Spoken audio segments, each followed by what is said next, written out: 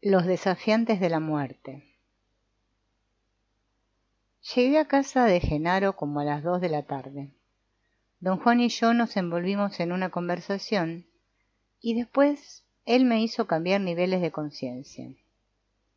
Aquí estamos nuevamente, los tres, igual como estábamos el día que fuimos a esa roca plana. Y esta noche vamos a hacer otro viaje a ese área. Ahora sabes lo suficiente para llegar a conclusiones muy serias acerca de ese lugar y de sus efectos en la conciencia. ¿Qué es lo que vamos a hacer en ese lugar, don Juan? Esta noche te vas a enterar de unos asuntos tenebrosos que los antiguos videntes descubrieron acerca de la fuerza rodante y vas a ver cómo es que los antiguos videntes eligieron vivir a cualquier precio. Don Juan se volvió hacia Genaro, quien estaba a punto de quedarse dormido, y le dio un leve empujón. ¿No dirías tú, Genaro, que los antiguos videntes eran hombres terribles? Absolutamente, dijo Genaro con un tono cortante, y luego comenzó a cabecear. En un instante dormía profundamente apoyando la cabeza sobre el pecho con el mentón metido. Roncaba. Yo estaba a punto de soltar la risa, pero me di cuenta de que Genaro me miraba con fijeza,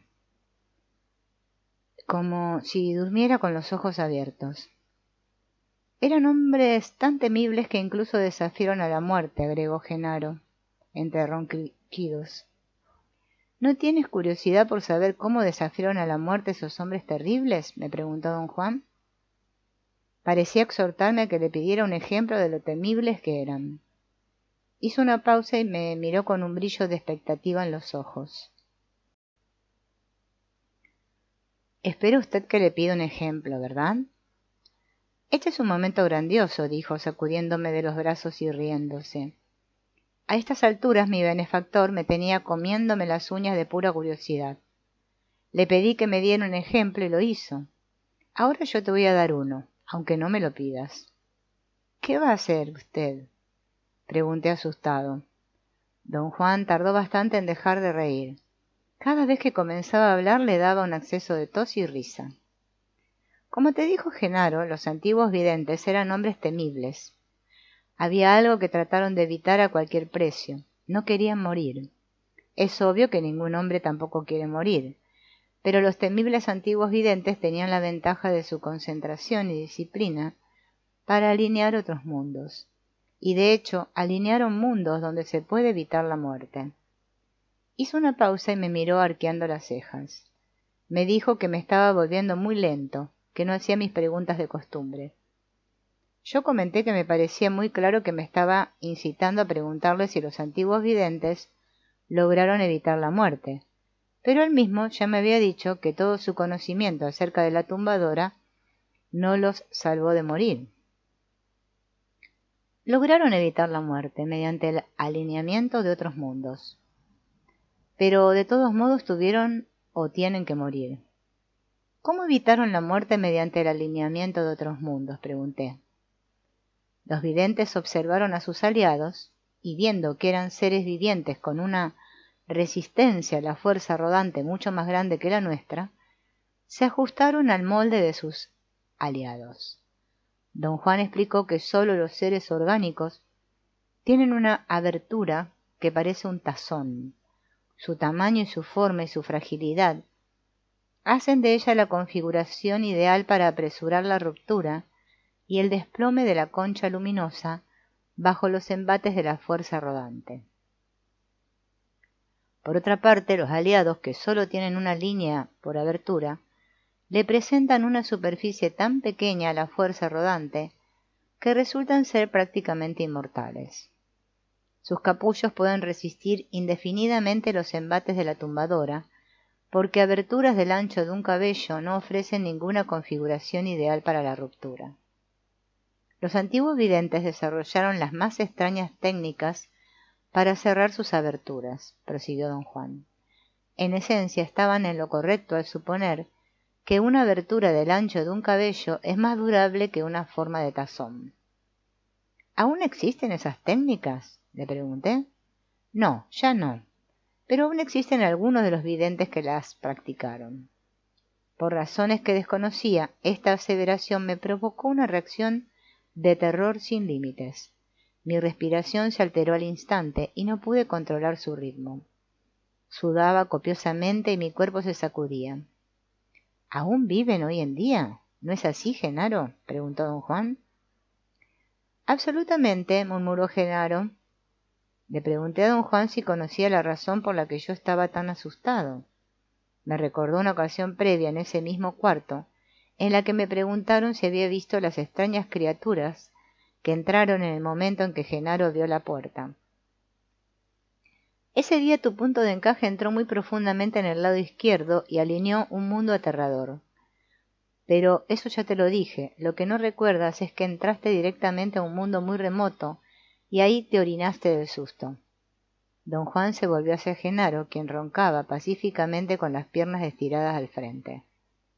—¿Se orinó del susto? ¿Verdad, Genaro? —Absolutamente orinado —murmuró Genaro, y don Juan se dobló de risa. —Quiero que sepas que no te culpamos por sentirte tan asustado. A nosotros mismos nos repugnan algunas de las acciones de los antiguos videntes. Estoy seguro de que a estas alturas ya te diste cuenta de que aquella noche vistes a los antiguos videntes que aún viven hoy en día, pero no puedes recordarlo. Quise protestar que no me había dado cuenta de nada, pero no le podía dar voz a mis palabras. Tuve que despejarme la garganta una y otra vez antes de poder articular una palabra. Genaro se incorporó mientras tanto y me golpeaba duramente la parte superior de la espalda, cerca del cuello, como si me quisiera sacar de un ahogo.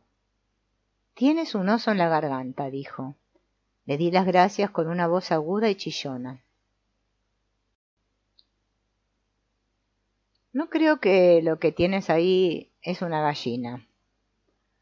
Don Juan dijo que los nuevos videntes se rebelaron contra todas las extrañas prácticas de los antiguos videntes y las declararon no solo inútiles, sino dañinas. Incluso llegaron al grado de prohibir que esas técnicas fueran enseñadas a los nuevos guerreros, y durante generaciones no hubo mención alguna de esas prácticas. Fue a principios del siglo XVIII cuando el nahual Sebastián, un miembro del linaje directo de nahuales de don Juan, volvió a descubrir la existencia de esas técnicas. —¿Cómo volvió a descubrirlas?, le pregunté. Era un soberbio acechador, y gracias a su impecabilidad tuvo oportunidad de aprender maravillas. Dijo que el nahual Sebastián era el sacristán de la catedral de la ciudad en la que vivía, y que un día, cuando estaba a punto de iniciar su rutina diaria, encontró en la puerta de la iglesia un indio, de edad madura, que parecía estar atolondrado. El nahual Sebastián llegó al lado del hombre y le preguntó si necesitaba ayuda. —Necesito un poco de energía para cerrar mi abertura —le dijo el hombre con voz clara y fuerte—. ¿Me podrías dar un poco de tu energía? Don Juan dijo que, según el cuento, el nahual Sebastián quedó atónito. No supo qué contestar. Ofreció llevar al indio a ver al sacerdote de la parroquia. El hombre perdió la paciencia y, enojado, acusó al nahual Sebastián de andarse con rodeos. —Necesito tu energía porque tú eres un nahual —le dijo—. Vamos, y no me hagas perder más tiempo. El nahual Sebastián sucumbió ante el poder magnético del extraño y dócilmente lo siguió hasta las montañas. Estuvo ausente muchos días. Cuando regresó, no solo tenía un nuevo punto de vista sobre los antiguos videntes, sino también un conocimiento detallado de sus técnicas. El extraño era un antiguo tolteca, uno de los últimos sobrevivientes. El nahual Sebastián descubrió maravillas acerca de los antiguos videntes. Fue el primero que supo lo grotesco y extraviados que eran en realidad. Hasta ese entonces, ese conocimiento era solo de oídas. Una noche mi benefactor y el nahual Elías me dieron una demostración de esos extravíos. En realidad, nos la mostraron a Genaro y a mí, juntos, así que resulta adecuado que ambos te demos la misma demostración. Yo quería hablar más, a fin de retrasar lo inevitable. Necesitaba tiempo para calmarme, para pensar en todo, pero antes de poseer siquiera la palabra, don Juan y Genaro me sacaron a las rastras de la casa. Nos dirigimos a las mismas colinas erosionadas que antes visitábamos. Nos detuvimos al pie de una gran colina árida. Don Juan señaló unas montañas en la distancia, hacia el sur, y dijo que entre el lugar en el que nos encontrábamos y un corte natural en una de esas montañas, un corte que parecía una boca abierta, había por lo menos 7 sitios en los que los antiguos videntes enfocaron todo el poder de su conciencia. Don Juan aseguró que esos videntes triunfaron porque fueron eruditos y audaces. Agregó que su benefactor le mostró a él y a Genaro un sitio en el que los antiguos videntes, empujados por su amor a la vida, se habían sepultado vivos y lograron realmente evitar la muerte al alinear otros mundos específicos. No hay nada inusitado en esos lugares. Los antiguos videntes se cuidaron de no dejar huellas. Es simplemente un paraje en el campo. Uno tiene que ver para saber dónde se localizan esos lugares. Dijo que no quería caminar hasta los sitios lejanos, pero que me llevaría al más cercano. Insistí en saber lo que se proponía hacer. Dijo que íbamos a ver a los videntes sepultados y que para lograrlo teníamos que quedarnos allí, sentados bajo unos arbustos hasta que oscureciera. Me los señaló. Estaban como 1 kilómetro, subiendo por una pendiente. Llegamos al grupo de arbustos y nos sentamos como pudimos. En voz baja, don Juan comenzó a explicar que para poder obtener energía de la tierra, los antiguos videntes solían enterrarse durante períodos, dependiendo de la importancia de lo que querían lograr.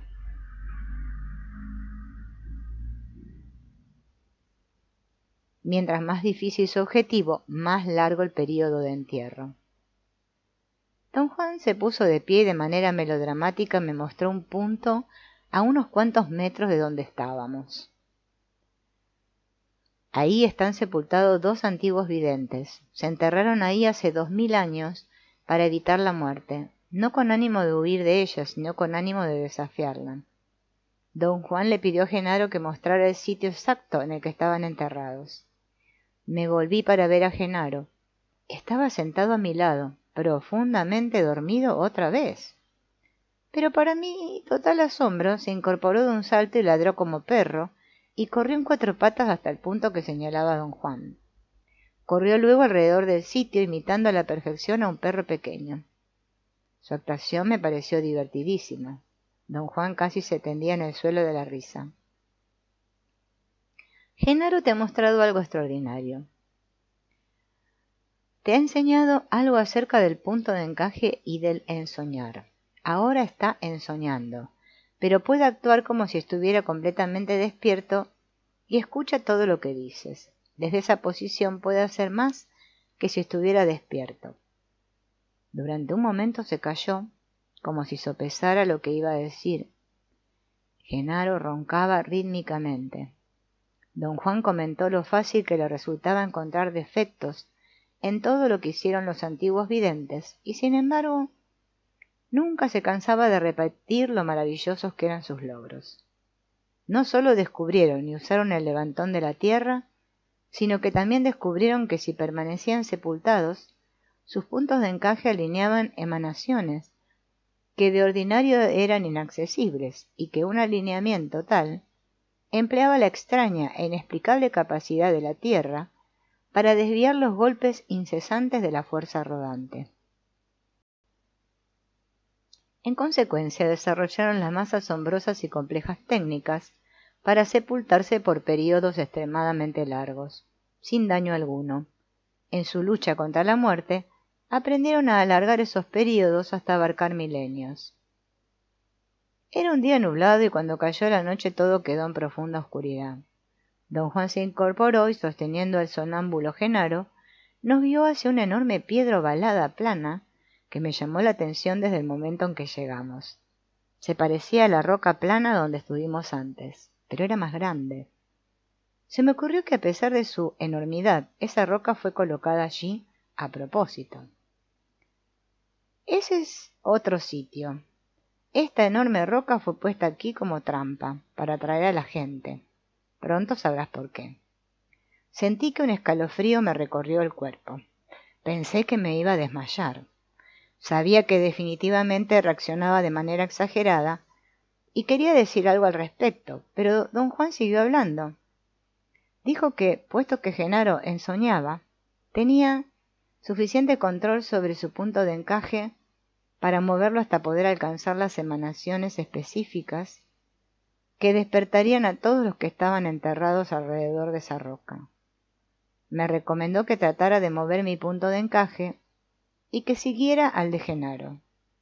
Dijo que podría hacerlo, primero, si yo tenía el intento inflexible de moverlo, y segundo, si dejaba que el contexto de la situación dictara hacia dónde debía moverse.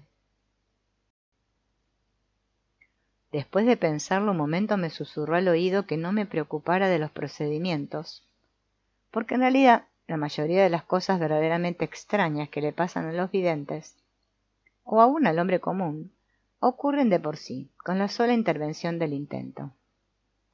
Guardó silencio durante un momento y agregó que para mí el peligro consistía en que los videntes sepultados inevitablemente tratarían de matarme de un susto.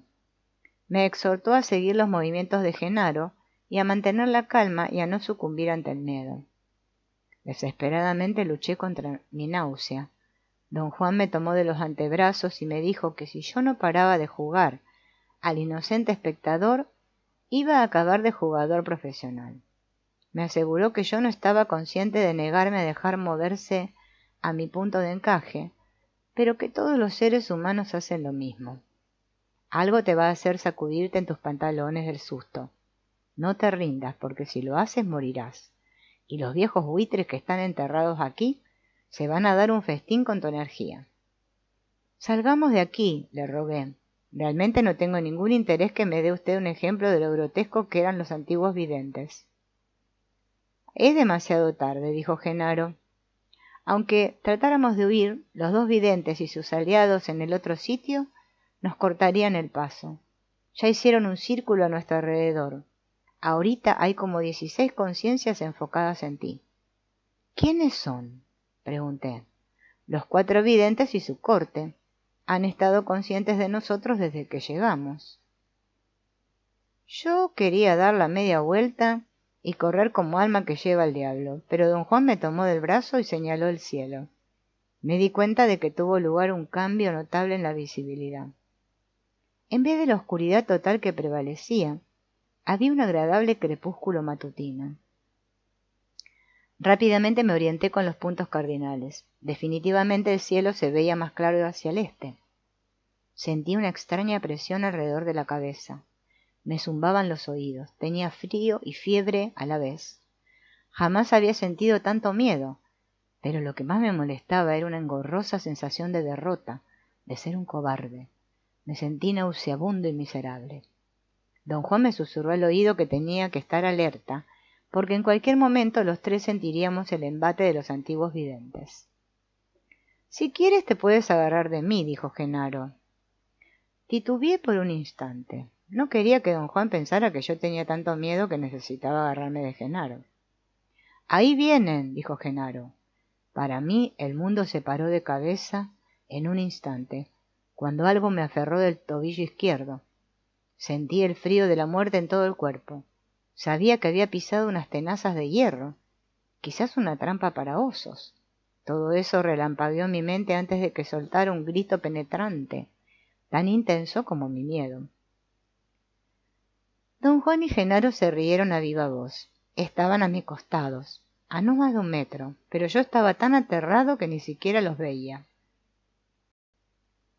Canta, canta por lo que más quieras, me ordenaba don Juan. Traté de liberar mi pie.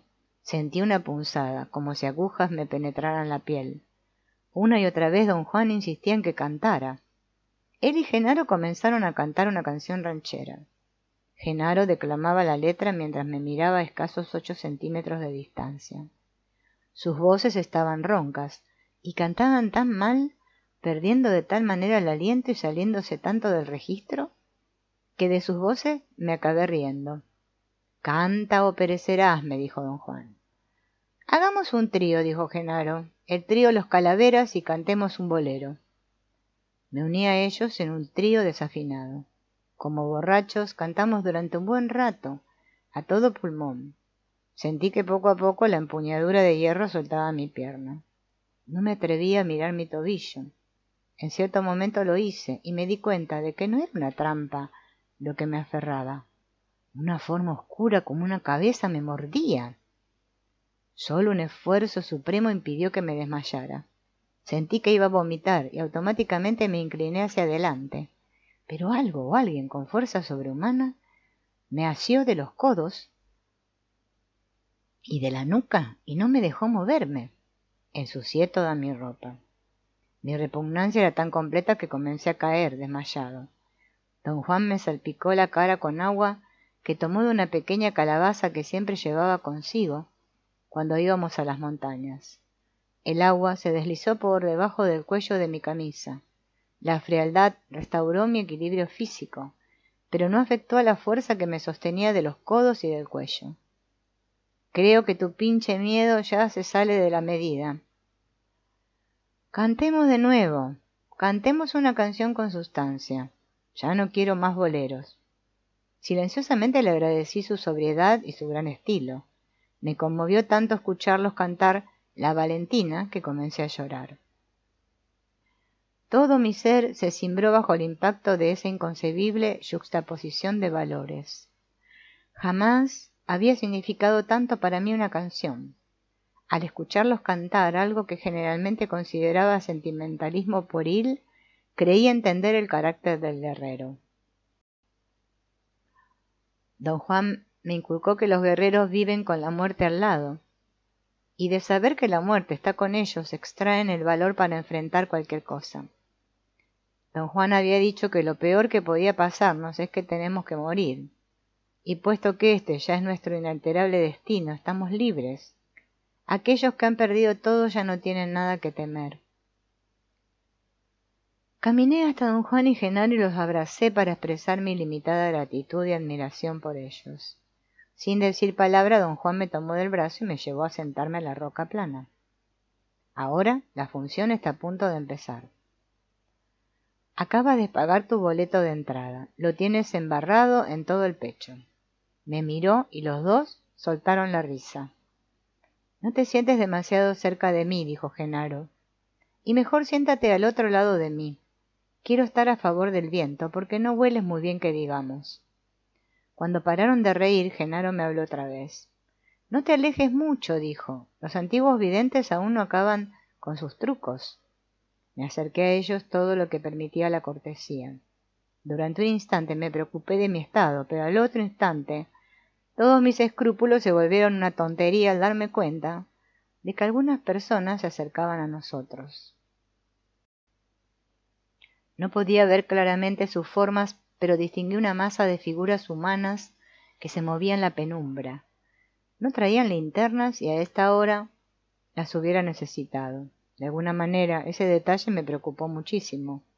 No quise enfocarlo e intencionalmente comencé a pensar de manera racional. Supe que debíamos haber hecho tanto barullo con nuestro canto a todo pulmón y que esas personas venían a investigar. Don Juan me tocó el hombro. Con un movimiento del mentón señaló a los hombres que venían al frente del grupo. Esos 4 son los antiguos videntes, dijo. Los demás son sus aliados. Antes de que yo pudiera comentar que simplemente esos eran campesinos locales, escuché un sonido susurrante justo a mis espaldas. En un estado de alarma total volví la cabeza con toda rapidez. Mi movimiento fue tan repentino que el aviso de don Juan llegó demasiado tarde. ¡No vuelvas la cabeza! Sus palabras no eran más que un telón de fondo, no significaban nada para mí. Al volverme, vi que 3 hombres grotescamente deformados treparon a la roca justo detrás de mí. En una mueca de pesadilla se arrastraban hacia mí con las bocas abiertas y los brazos extendidos para agarrarme.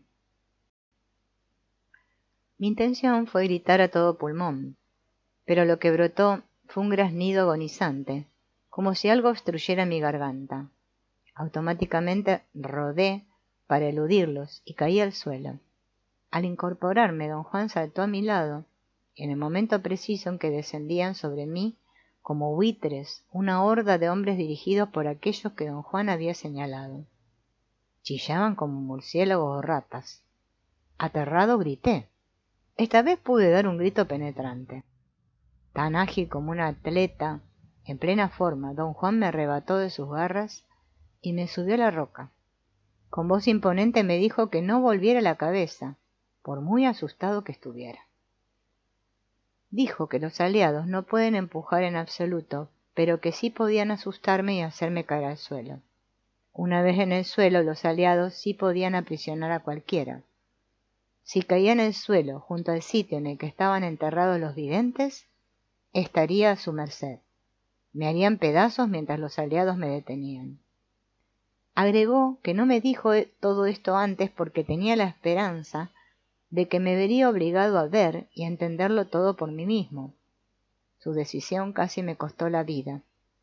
La sensación de que los hombres grotescos estaban junto a mis espaldas era casi insoportable. Con fuerza don Juan me ordenó conservar la calma y enfocar mi atención en los 4 hombres que estaban a la cabeza de un grupo de quizás 10 o 12. Como si esperaran una señal, en cuanto enfoqué mis ojos en ellos, todos avanzaron hasta el borde de la roca. Ahí se detuvieron y comenzaron a silbar como serpientes. Caminando se alejaban y se acercaban. Su movimiento parecía estar sincronizado. Era tan consistente y ordenado que parecía ser mecánico. Era como si siguieran un patrón repetitivo, diseñado para hipnotizarme. «No los mires, corazón», me dijo Genaro. La risa que me salió fue casi tan histérica como mi miedo. Me reí con tanta fuerza que el sonido reverberó en los cerros cercanos. Al momento, los hombres se detuvieron y parecieron quedar perplejos. Distinguía las formas de sus cabezas que subían y bajaban, como si hablaran, como si deliberaran entre ellos. Entonces uno de ellos saltó a la roca. «¡Cuidado! ¡Ese es un vidente!», exclamó Genaro. «¿Qué vamos a hacer?», grité. «Podríamos volver a cantar», contestó don Juan. En ese momento mi terror llegó a su punto culminante.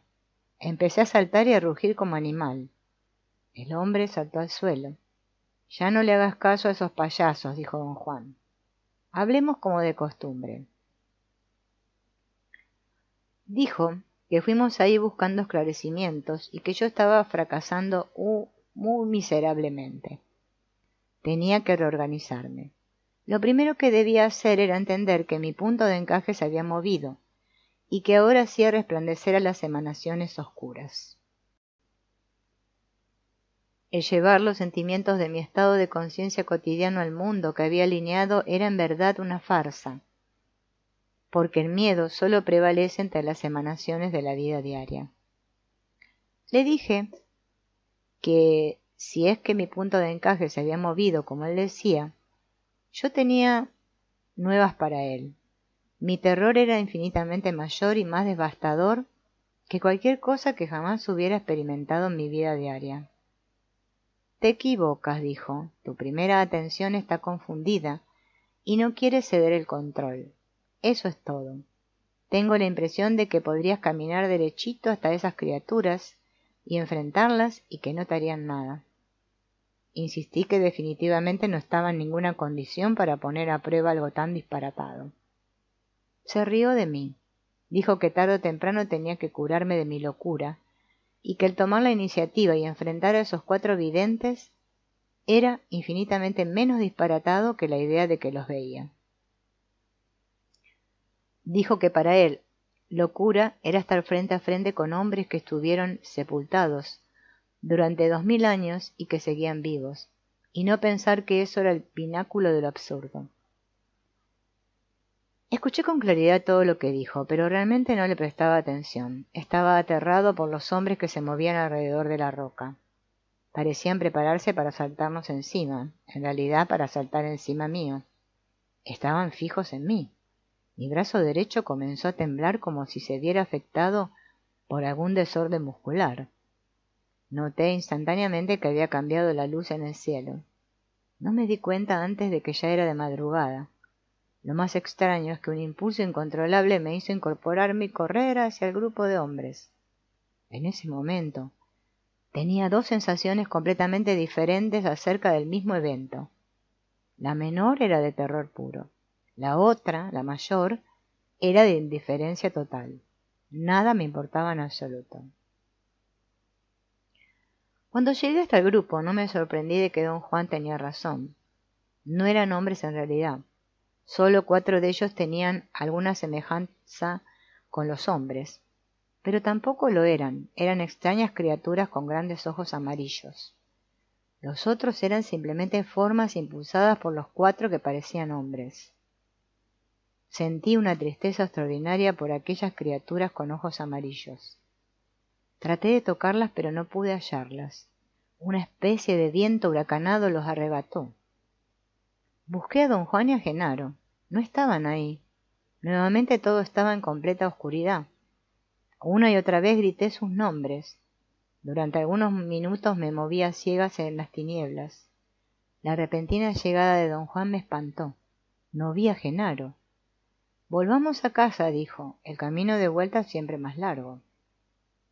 Don Juan comentó lo bien que me comporté en el sitio de los videntes sepultados, especialmente durante la última parte de nuestro encuentro. Dijo que un movimiento del punto de encaje se marca por un cambio en la luz. De día, la luz se convierte en tinieblas. De noche, la oscuridad se vuelve crepúsculo. Agregó que llevé a cabo 2 cambios de por sí, con la sola ayuda del terror primitivo. Lo único que consideraba reprensible era que yo me entregara a mi miedo, especialmente después de darme cuenta de que un guerrero no tiene nada que temer. ¿Cómo sabe usted que me di cuenta de eso?, le pregunté. Porque rompiste la cadena y estabas libre. Cuando desaparece el miedo, todos los lazos que nos atan se disuelven. Un aliado te agarraba el pie porque lo atrajo tu terror primitivo. Le dije lo apenado que estaba por no haber podido sostener lo que ya había comprendido. No te preocupes por eso. Sabes que esas comprensiones no valen mucho, no representan nada en la vida de los guerreros, porque quedan canceladas conforme se mueve el punto de encaje. Lo que Genaro y yo buscábamos era que te movieras en hondo. Esta vez Genaro estuvo ahí simplemente para atraer a los antiguos videntes. Ya lo hizo una vez y penetraste tan profundamente en el lado izquierdo que pasará un buen tiempo antes de que lo recuerdes. Esta noche tu terror fue tan intenso como en aquella ocasión en la que los videntes y sus aliados te persiguieron hasta este mismo cuarto. Pero en esa ocasión la firmeza de la primera atención no te permitió verlos, aunque estabas en la conciencia acrecentada. Explícame lo que pasó esta noche en el sitio de los videntes, por favor, don Juan. Los aliados salieron a verte. Como tienen una energía muy baja, siempre necesitan la ayuda de los hombres. Los 4 videntes han reunido a 12 aliados. En México el campo es peligroso, y también ciertas ciudades. Lo que te pasó a ti le puede pasar a cualquier hombre o mujer.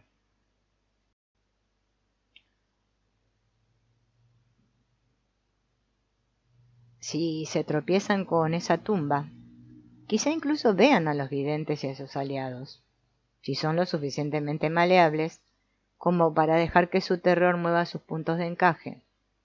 Pero una cosa es segura, pueden morir de miedo. Pero, ¿sinceramente cree usted que esos videntes toltecas siguen vivos? Es hora de que muevas tu punto de encaje, dijo. No puedo hablar contigo cuando estás en tu estado de idiotez acrecentada. Me pegó en 3 sitios con la palma de su mano. En la cresta de mi derecha, en el centro de mi espalda, abajo de los omóplatos y en la parte superior del músculo pectoral derecho. De inmediato empezaron a zumbarme los oídos. Un hilillo de sangre me brotó de la fosa nasal derecha, y dentro de mí algo se destapó. Era como si algún flujo de energía hubiera estado bloqueado, y de pronto volvía a correr. ¿Qué buscaban esos videntes y sus aliados? No buscaban nada. Nosotros somos los que los buscamos a ellos. Desde luego los videntes ya notaron tu campo de energía la primera vez que los encontraste. Cuando regresaste, estaban listos para darse un festín contigo. Usted afirma que están vivos, don Juan. Debe querer decir que están vivos como están vivos los aliados, ¿no es así? Así es. No es posible que estén vivos como lo estamos tú y yo. Eso sería ridículo. Prosiguió explicando que la preocupación de los antiguos videntes por la muerte los hizo investigar las más extrañas posibilidades. Sin duda alguna, aquellos que optaron por el molde de los aliados tenían en mente el deseo de un refugio. Y lo encontraron, en una posición fija en una de las 7 bandas de la conciencia inorgánica. Los videntes pensaron que allí estaban relativamente seguros. Después de todo, quedaban separados del mundo cotidiano por una barrera casi infranqueable, la barrera de la percepción, establecida por el punto de encaje. Cuando los 4 videntes vieron que podías mover tu punto de encaje, salieron huyendo como conejos asustados. ¿Quiere decir usted que yo alineé uno de los 7 mundos? No, no lo hiciste, pero lo has hecho antes, cuando los videntes y sus aliados te persiguieron. Ese día fuiste de plano hasta su mundo. El problema es que te encanta comportarte como estúpido, y por eso no recuerdas nada. Estoy seguro de que es la presencia del nahual la que en ocasiones hace que la gente se porte tontamente. Cuando el nahual Julián aún andaba por aquí, yo era más tonto de lo que soy ahora. Estoy convencido de que cuando yo ya no esté aquí, serás capaz de recordar todo. Don Juan explicó que como necesitaba mostrarme los desafiantes de la muerte, él y Genaro los atrajeron a los confines de nuestro mundo. Lo que me ocurrió al principio fue un cambio lateral hondo, que me permitió verlos como personas, pero al final hice correctamente el movimiento que me permitió ver a los desafiantes de la muerte y a sus aliados como son. Muy temprano la mañana siguiente, ya en casa de Silvio Manuel, don Juan me llamó a la sala grande para discutir los eventos de la noche anterior. Me sentía agotado y quería descansar, pero don Juan estaba apurado. De inmediato inició su explicación. Dijo que los antiguos videntes descubrieron una manera de utilizar a la fuerza rodante y de ser impulsados por ella. En vez de sucumbir ante los embates de la tumbadora, cabalgaban en ella y dejaban que moviera sus puntos de encaje hasta los confines de las posibilidades humanas. Don Juan expresó una admiración sin límites por un logro tal. Reconoció que nada más podría darle al punto de encaje el empujón que le da la tumbadora. Le pregunté acerca de la diferencia entre el levantón de la tierra y el empujón de la tumbadora. Explicó que el levantón de la tierra es la fuerza del alineamiento, únicamente de las emanaciones ambarinas. Es un empujón que aumenta la conciencia de ser a grados imposibles de describir. Para los nuevos videntes es una descarga de conciencia ilimitada, que llaman la libertad total. Dijo que por otra parte el empujón de la tumbadora es la fuerza de la muerte. Bajo el impacto de ella, el punto de encaje se mueve a posiciones nuevas, impredecibles. Por eso, en sus viajes, los antiguos videntes siempre andaban solos, aunque la empresa a la que estaban dedicados era siempre comunal. En sus viajes, la compañía de otros videntes era fortuita y generalmente significaba una lucha por la supremacía. Le confesé a don Juan que para mí, fuese lo que fuera, la preocupación de los antiguos videntes resultaba peor que los cuentos de terror más mórbidos. Parecía divertirse con lo que dije. Tenía que admitir, a pesar de todo lo que te disgustan, que esos demonios eran muy audaces y, como sabes, a mí nunca me cayeron bien tampoco, pero no puedo dejar de admirarlos. Su amor a la vida rebasa mi comprensión. ¿Cómo puede ser eso amor a la vida, don Juan? Es algo nauseabundo. ¿Qué otra cosa podría llevar a un hombre a esos extremos sino el amor a la vida? Amaban a la vida tan intensamente que no estaban dispuestos a perderla. Así es como yo lo he visto. Mi benefactor vio otra cosa. Él pensaban que tenían miedo de morir, lo que no es lo mismo que amar la vida. Yo digo que no querían morir porque amaban la vida y porque habían visto maravillas, sino porque eran monstruos codiciosos.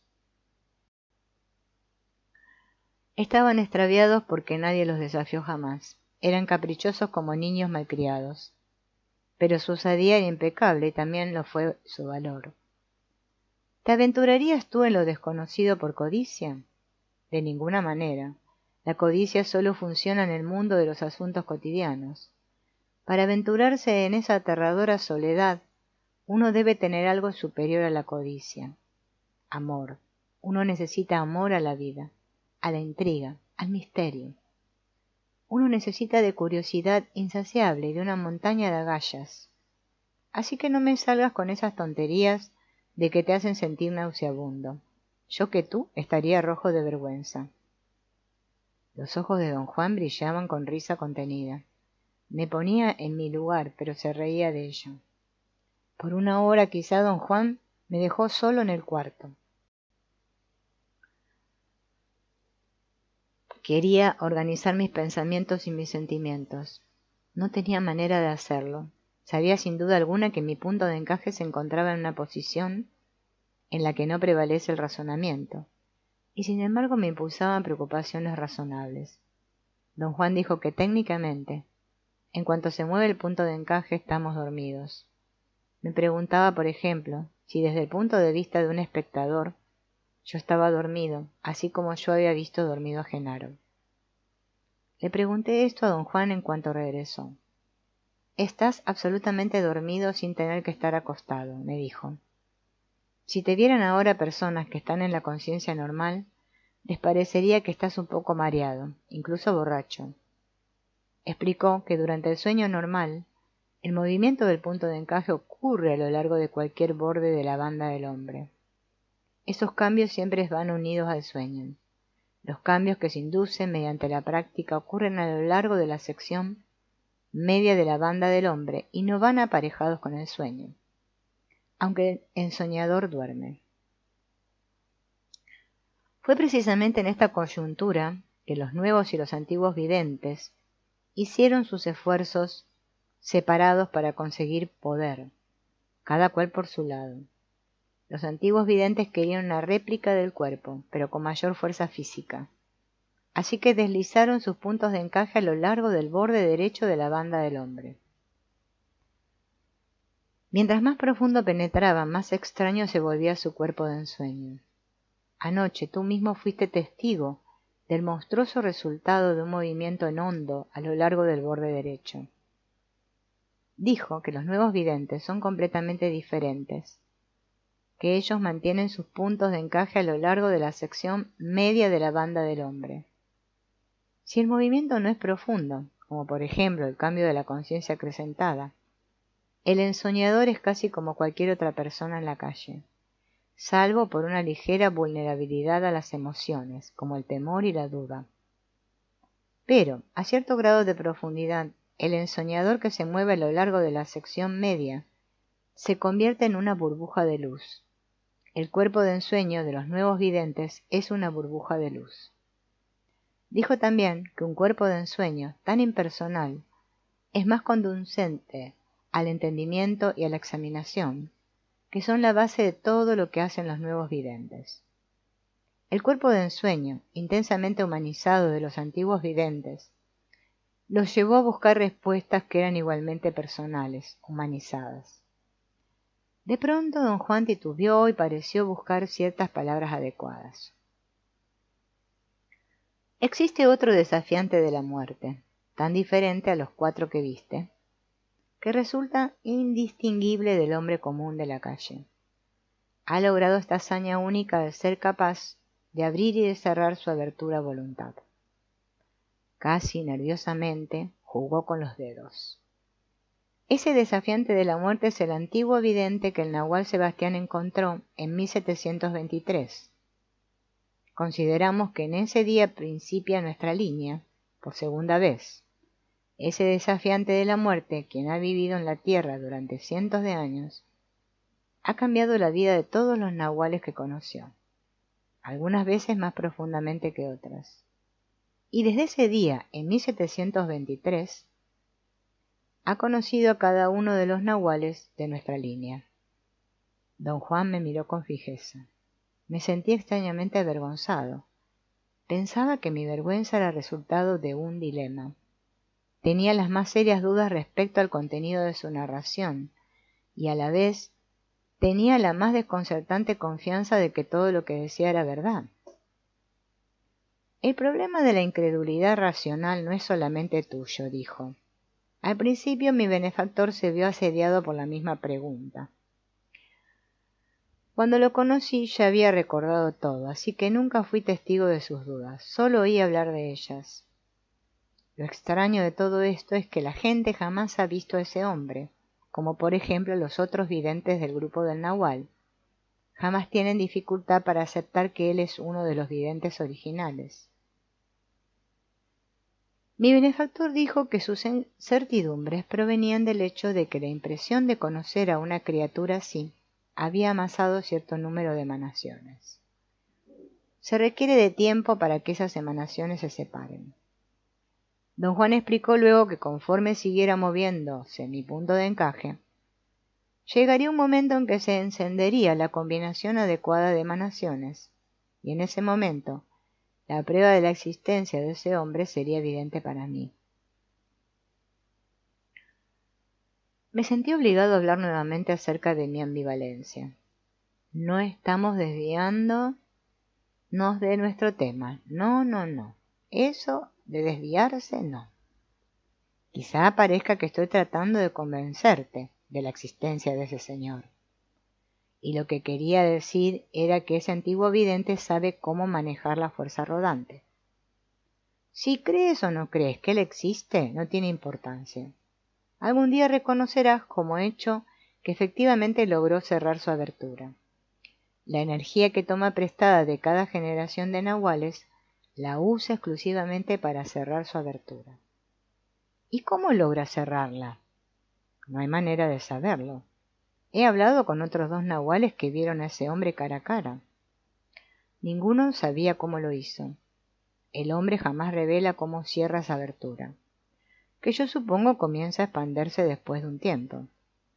El nahual Sebastián dijo que cuando vio al antiguo vidente por primera vez, el hombre estaba muy débil. De hecho, se estaba muriendo. Pero todos los otros nahuales lo encontraron haciendo vigorosas cabriolas, como un jovenzuelo. Don Juan dijo que el nahual Sebastián le puso un apodo a aquel hombre sin nombre, lo llamó el inquilino, porque llegaron a un acuerdo según el cual el hombre recibía energía, es decir, alojamiento, y pagaba la renta en forma de favores y conocimientos. ¿Nunca le fue mal en el intercambio a algún nahual?, le pregunté. A ningún nahual le fue mal en el intercambio de energía con él. La promesa del hombre era que solo le quitaría al nahual un poco de energía superflua, y a cambio le enseñaría extraordinarias habilidades. Por ejemplo, el nahual Julián recibió el paso de poder. Con él podía activar o adormecer las emanaciones interiores de su capullo para verse joven o viejo, a voluntad. Don Juan explicó que en general los desafiantes de la muerte llegaron al grado de adormecer todas las emanaciones interiores de sus capullos, salvo aquellas que correspondían a las emanaciones de los aliados. De esta forma, pudieron imitar a los aliados. Agregó don Juan que cada uno de los desafiantes de la muerte que encontramos en la roca había movido su punto de encaje a un sitio preciso dentro de su capullo para acentuar las emanaciones compartidas con los aliados y actuar con ellos. Sin embargo, ninguno de esos videntes fue capaz de regresarlo a su posición cotidiana para actuar con la gente. Por otra parte, el inquilino era capaz de mover su punto de encaje para alinear el mundo cotidiano y actuar como si nunca hubiera pasado nada.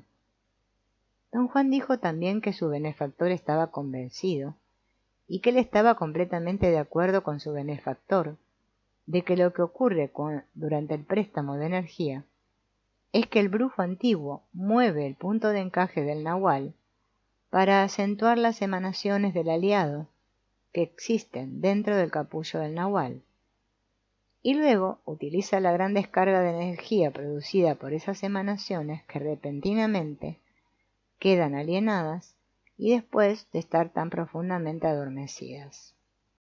Dijo que la encerrada energía en nosotros tiene una fuerza tremenda y un alcance incalculable.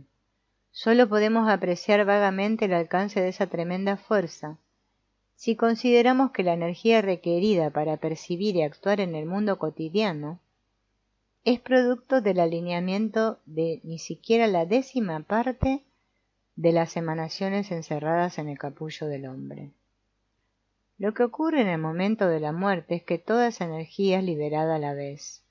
En ese momento los seres humanos se ven inundados por la fuerza más inconcebible. No es la fuerza rodante que ha roto sus aberturas, porque esa fuerza jamás penetra al interior del capullo, solo lo hace desplomarse. Lo que los inunda es la fuerza de todas las emanaciones que repentinamente quedan alineadas después de estar adormecidas durante toda una vida. No hay otra salida para una fuerza tan gigante, sino escapar a través de la abertura rota. Esa es la muerte. Añadió que el brujo antiguo encontró una manera de utilizar esa energía. Al alinear un espectro limitado y muy específico de las emanaciones adormecidas, el antiguo vidente tenía acceso a una descarga limitada pero gigantesca. ¿Cómo cree usted que saca esa energía? Rompiendo la abertura del nahual.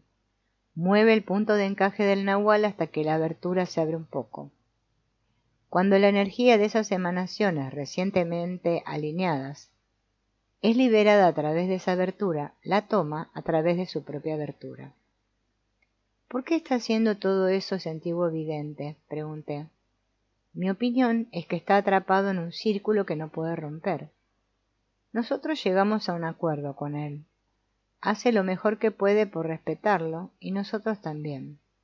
No podemos juzgarlos, pero tenemos que saber que su camino nos lleva a la libertad. Él lo sabe, y también sabe que no puede cambiarlo.